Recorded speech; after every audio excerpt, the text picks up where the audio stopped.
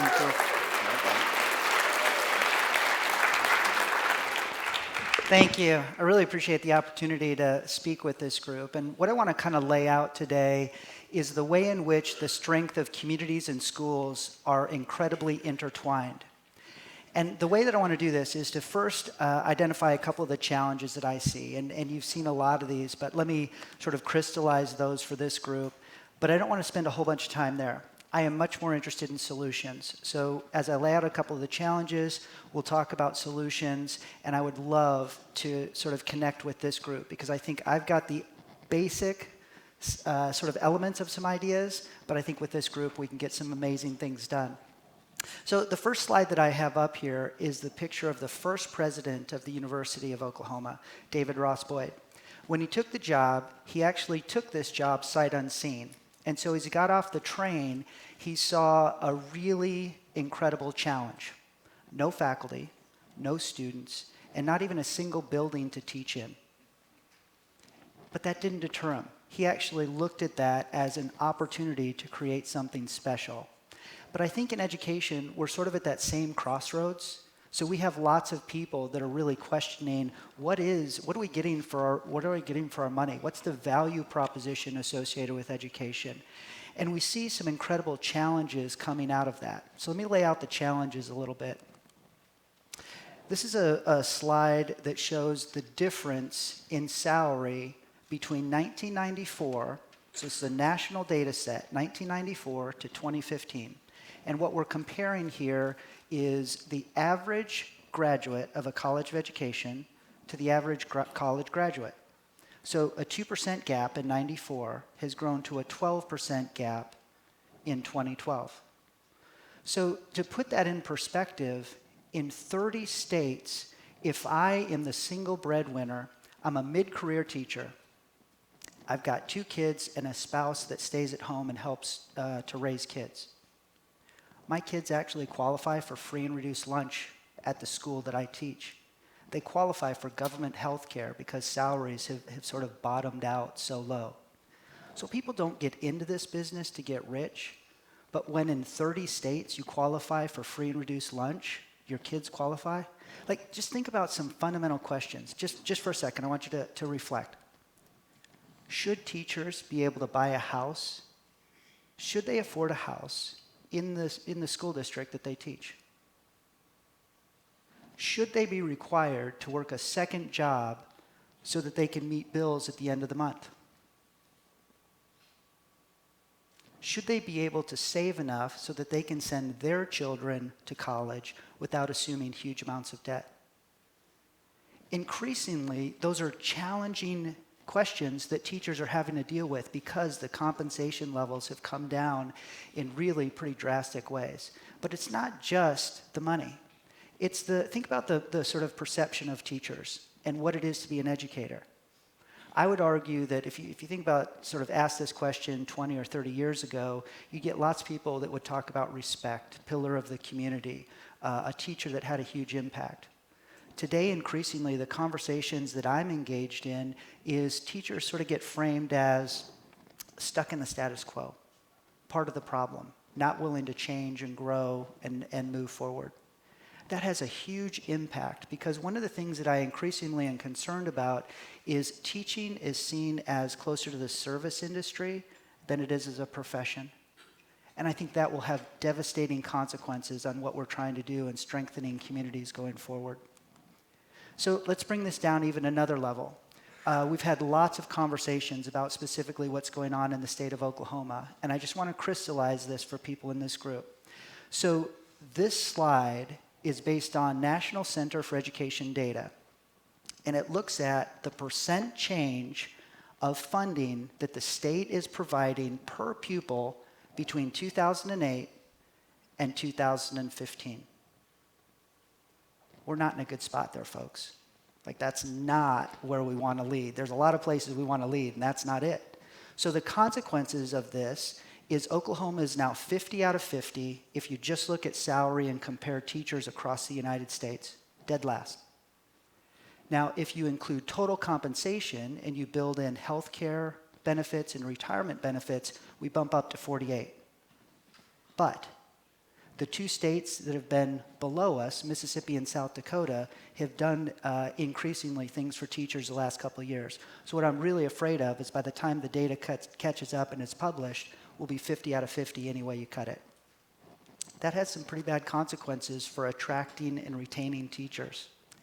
So let's move it even more locally. This is a picture of students in the Rainbolt College of Education.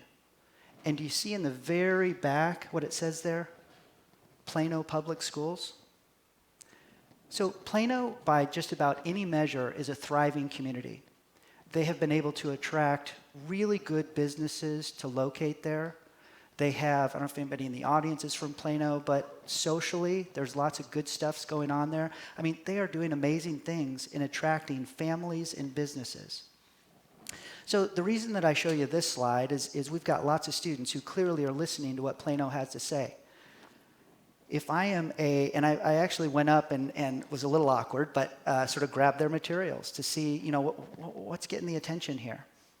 Plano Public Schools salaries start at $50,000 to $52,000. It depends a little bit on your area, your discipline. In 80% of districts in the state of Oklahoma, if I have a doctorate and I have 25 years of experience or more, if you follow the state salary scale, I make $46,000.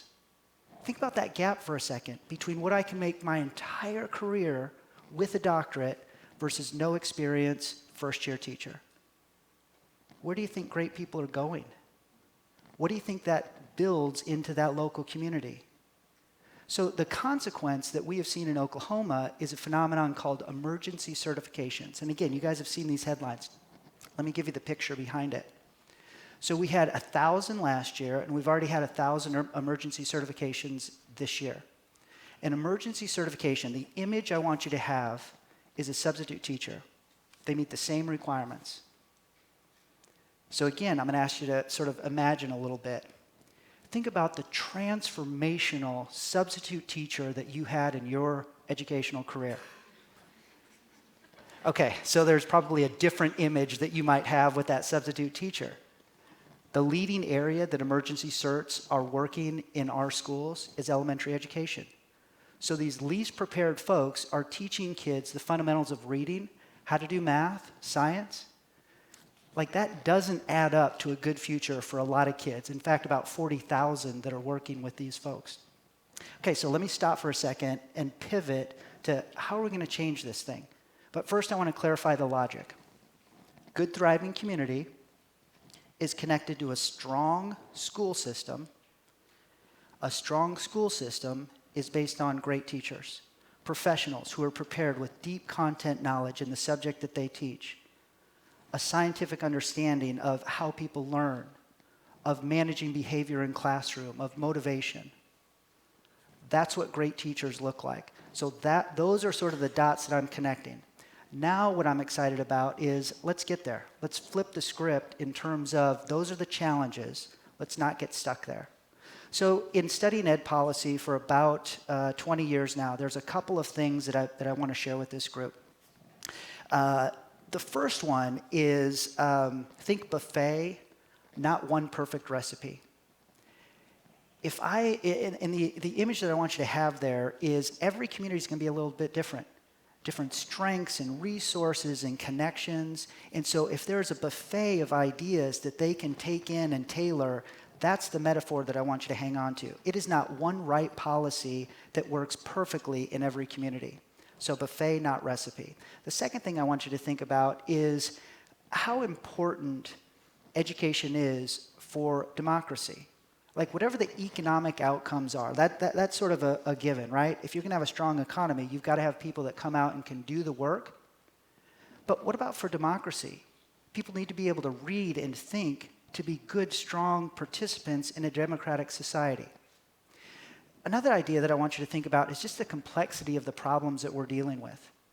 If you only leave it to teachers to fix, you're not going to get anywhere. You have got to have public-private partnerships and people increasingly with different perspectives that can come together and solve or better manage some of the challenges that we see in our schools. Another component increasingly that I think about is we have got to do a better job of scaling what works and eliminating what doesn't. Like tradition, we've always done it this way, cannot be the answer for a lot of the things that we're doing. We have to be able to pivot from some of those things and then again, spread like wildfire the things that are working. The last idea that I'll sort of put up here, I need to be a little careful with. I do not want our federal and state government to abdicate responsibility because equity is huge and they need to play a role in making sure that different communities have basic levels of support. But increasingly, I am personally convinced that the community is the right answer. It will be the people in this room connecting with your local schools and your communities that allow them to thrive. We can no longer wait for other people to solve these problems. So with that foundation, let me tell a couple of ideas. And again, this is the general idea. What it needs is modification for lots of different places. One of the programs we have in the Rainbolt College of Education is called Debt-Free Teachers. Real simple concept. You graduate from the College of Education, you teach in Oklahoma in a high-need area, and we forgive up to $5,000 of your higher ed investment each year for 4 years, up to $20,000. People put down roots in those 4 years. Communities grow. People stay in the state. Some of our best teachers, we actually have 60 participated in this program. We've helped OSU and UCO to start similar kinds of programs. But communities could do this. As communities are thinking about competitive ways to attract and retain great teachers, they could do this similar kind of a variation. The next idea that I want to show is the concept of community schools. In a lot of our education policy, we get so complex and we miss this very simple idea.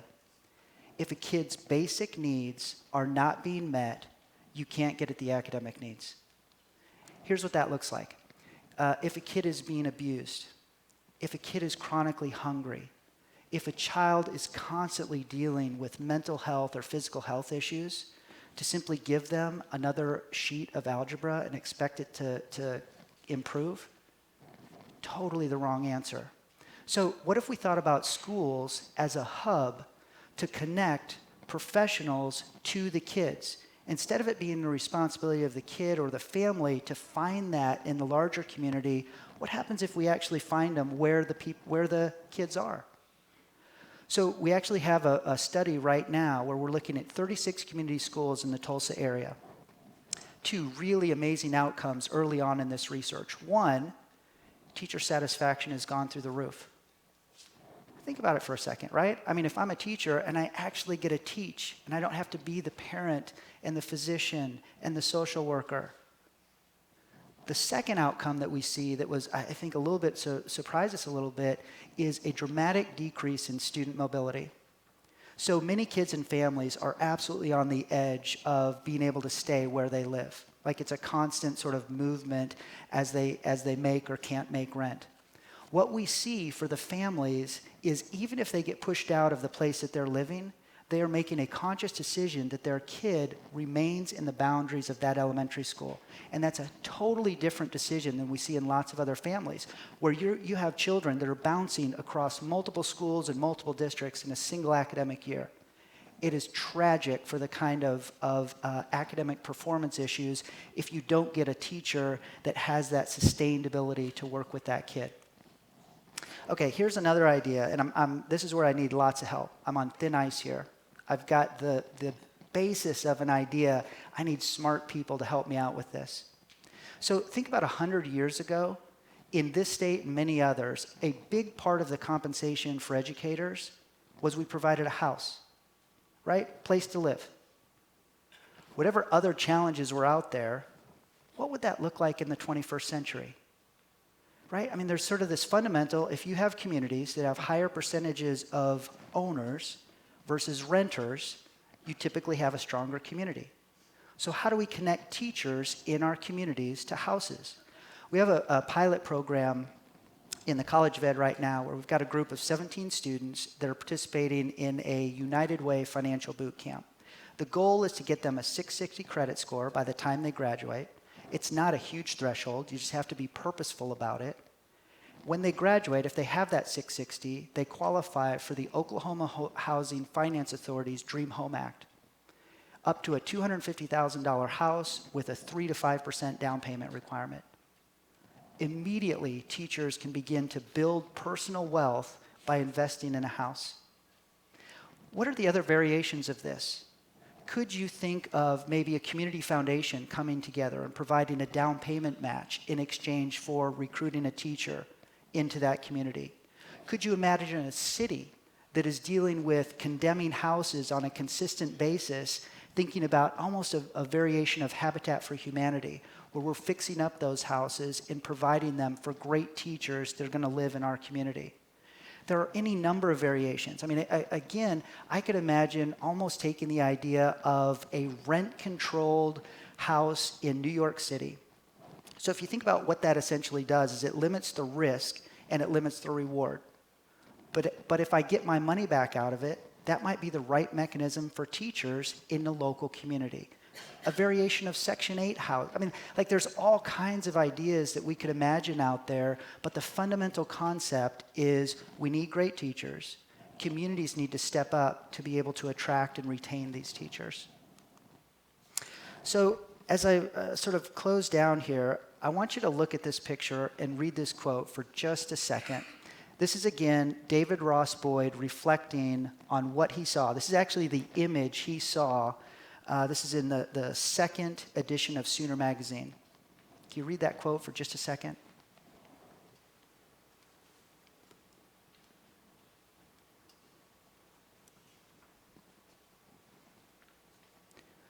So this is the challenge that he saw.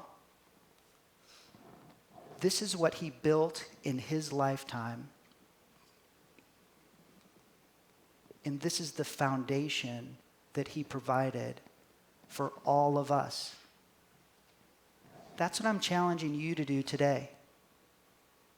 You might not see the benefits of the seeds that you plant in your local schools, in your local communities, in your lifetime. It might not be in your children's lifetime. But I don't want you to think in that kind of a time frame. I want you to invest in a future that you might not benefit from. And I know that's a huge ask.